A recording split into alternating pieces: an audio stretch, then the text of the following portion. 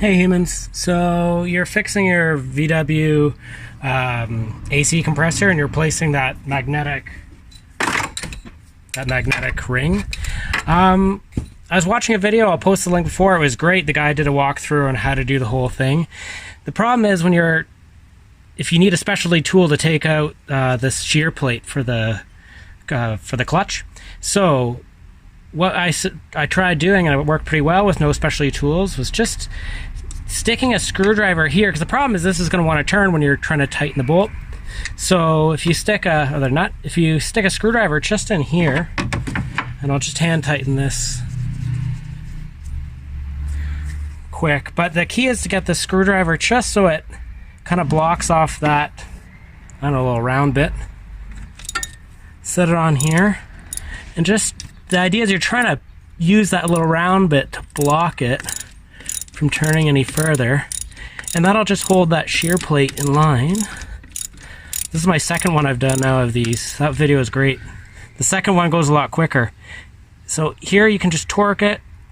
I don't know what the specs are. Whatever feels good. You don't break it. About there. And that actually held it in really nice. Just make sure. Yeah, okay. So there you go. Your plate's back on, and you didn't need to go and buy some tools, get halfway into the job, and then realize you weren't ready. So yeah, that should do you and save you maybe 12 bucks in ordering that little tool. Okay, cheers.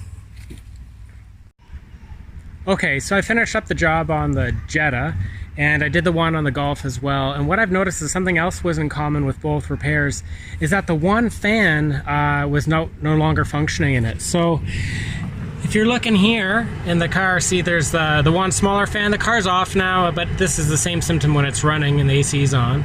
You got the one fan running over here, and then nothing's going on this side. And I had the same thing happen. This fan had failed, I think, just prior to the AC going on the other car, and then I had an overheat situation too from sitting for too long.